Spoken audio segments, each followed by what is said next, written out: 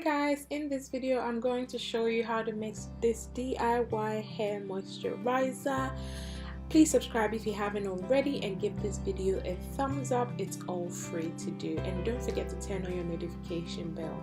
So for this recipe you would need some flaxseed gel. I do have a video showing you how to make flaxseed gel. I'll link it in the description box below.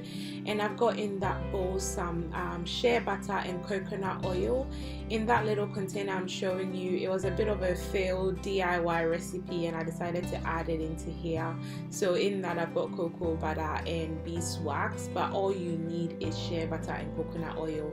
The cocoa butter is just an extra. So what I'm going to do is I'm going to dissolve all my oil and butter so it's completely melted and there's no lumps in there, and I'm going to add in my flaxseed gel and I'm going to beat it together. This is an amazing moisturizer, especially for the drier months, but you can use it all year round because it's really non-greasy, but it really leaves your hair moisturized. Flaxseed gel is amazing for the hair. It really helps with thinning hair, bald patches, hair growth, dandruff, all that good stuff. And as you know, shea butter and coconut oil are all amazing moisturizers for the hair. If you're allergic to coconut oil, you can always eliminate it and substitute it with something else that you prefer. And yeah, so I'm going to whisk it together, leave it alone, allow it to cool, come back and whisk it together again. And then once it's completely cool, I'm going to add in my preservative. I use liquid Germo Plus at 0.5%, and for my essential oil I just use some lavender essential oil. You can use any essential oil that you prefer, it doesn't really matter. So yeah, here I'm adding my preservative, and then I'm going to mix it and then add in my essential oil. It might appear that I'm adding too much essential oil, but I was actually running out, so I was just trying to get as much out of the bottle as I could. That's why it looks like I was putting in a lot of drops. But yeah, this is amazing. You can use it as a twisting cream as well as a moisturizer, so you can use it for your twist outs, braid outs, etc.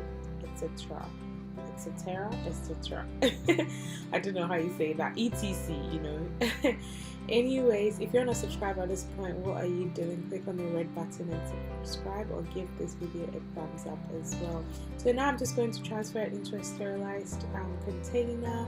At the moment it's still a bit runny, but once it cools completely it will get a little more creamier and it won't move as much. So I will show you what the texture looks like very shortly. This is what it looks like in the container, and I'm going to just show you now. See, it looks very runny, very liquidy, but by the next day it will be a little bit heavier, as you can see at the moment. The color was still the same, it was just the lighting that made it look a little bit different. That's pretty much it, guys. Thank you so much for watching. If you're not already following me on my Instagram, is that LusciousSkin&Hair. I really appreciate if you follow me because I do giveaways on there every now and again, and I can keep you updated on there as well. You can further support me by going to my website at www.LusciousSkin&Hair.com.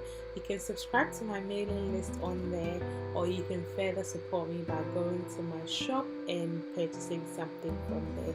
I really appreciate you guys' support. Thank you so much for watching, and yeah, I guess I'll see you in my next video. Take care, guys. Bye.